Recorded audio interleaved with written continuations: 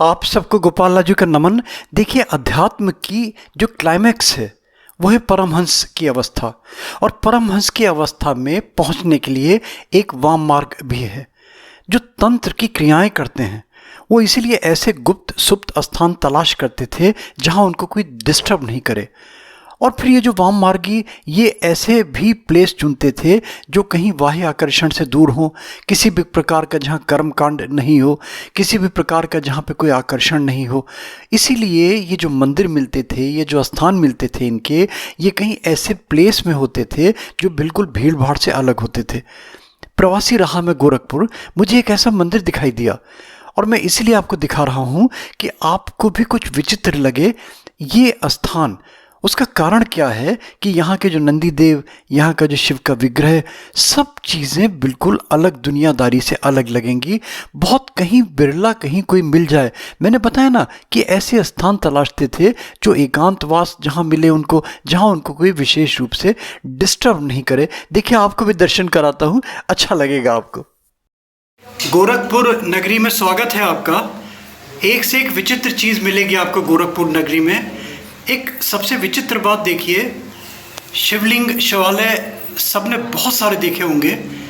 सामान्यतः क्या मैं समझता हूँ कि 100% आपने देखा होगा कि जो नंदी देव हैं, जो नंदी भगवान हैं, ये शिवलिंग की तरफ मुंह करके विराजे हुए हैं।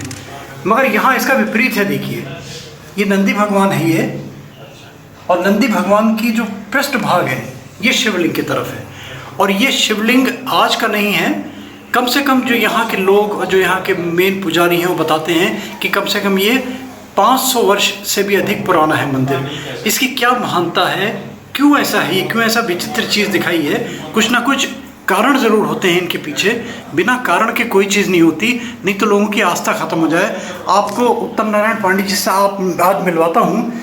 लोगों का था कि उत्तम नारायण पांडे जी कौन है, कम से कम 50 वीडियोस इनके आ चुके हैं। शाबर मंत्रों की श्रृंखला में आप अगर टाइप करेंगे तो श्रृंखला में 50 से ज़्यादा वीडियोस मिल जाएंगे। आजकल फेस कैम नहीं किया इन्होंने। उत्तम नारायण पांडे जी सौम्य और एक प्राचार्य, एक बौद्धिक, और सबसे बड़ी एक BHU से शिक्षा प्राप्त करी है इन्होंने।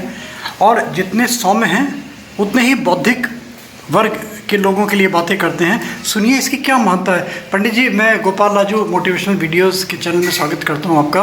ये क्या है विचित्रता, ये आप जो बताएंगे इसके विषय में, कि पृष्ठभाग कहीं नहीं मिलेगा आपको, है ना? कि ये मुख्य रूप से तंत्र के वाम मार्गी परंपराओं से जुड़ा हुआ ये विधान है। सामान्य रूप से जब भी आप किसी शिव मंदिर में जाएंगे तो नंदी का जो मुख है वो शिव विग्रह की तरफ होता है, लेकिन इस नंदी, चंड आदि जो भगवान शिव के गण हैं वो एक तरीके के रक्षक भी हैं। लेकिन वामाचारी कुछ तंत्र की परंपराओं में ऐसा होता है कि हमारा संपर्क सीधे इष्ट से हो, हम गण नहीं चाहते हैं। जैसे अंग पूजा आदि करते हैं जिसमें सेवक सेविकाएं, लोक देवता, यक्षिणी सबकी पूजा करते हैं, लेकिन एक परम उच्च अवस्था में जो साधक होता है वो चाहता है कि हर क्षण हर पल हम अपने इष्ट से हों, क्योंकि वो कर्मकांडी पद्धति से बहुत ऊपर उठ चुका होता है।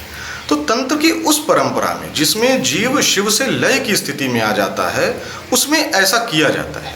देश में बहुत कम परिस्थितियां ऐसी हैं। तो ऐसे पंडित जी, ऐसे मंदिर और बहुत सारे मिल जाएंगे? हाँ है, जो आपके बहुत सारे तो नहीं है, हाँ, 2-3 मेरी जानकारी मंदिर है। एक दक्षिण भारत में कहीं किसी गांव में है, मैंने देखा था ये ऐसा मंदिर। हाँ, ऐसा है जिसमें नंदी का मुख भगवान शिव की तरफ नहीं है।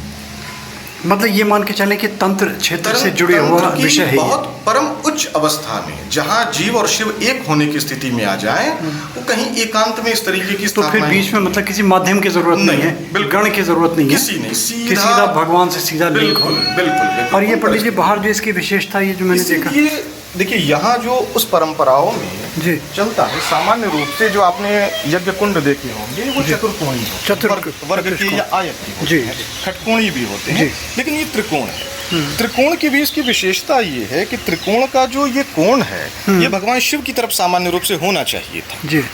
लेकिन इसी परंपराओं को ध्यान में रखते हुए कि अब हम, ये प्रतीक है इस चीज का कि अब कर्मकांड से हम बहुत ऊपर उठ चुके हैं, अब नियमों के आश्रित हम नहीं रह गए हैं। नियम चाहे तो हमारे साथ रहें, सहयोगी रहें, लेकिन अब हम नियम के अधीन नहीं हैं। ये नियम ही इस कुंड का प्रतीक है।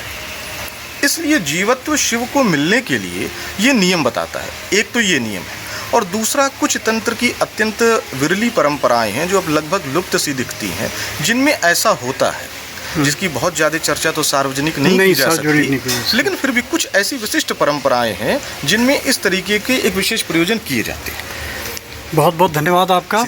ये आप देख लीजिए, ये नगरी कहाँ क्या स्थान कहलाता है ये वाला? ये पिपरापुर जी। और सबसे बड़ी विशेषता बता दूं आपको, ये जो क्षेत्र है ये वाला, मैं काफ़ी घूमा गोरखपुर में, ये मुस्लिम बाहुल्य ये वाला क्षेत्र कह सकते हैं इसको। अधिकांशतः यहाँ मुस्लिम कम्युनिटी के लोग हैं, और उसमें एक ये पाषाण प्राचीन मंदिर स्थापित है यहाँ पे।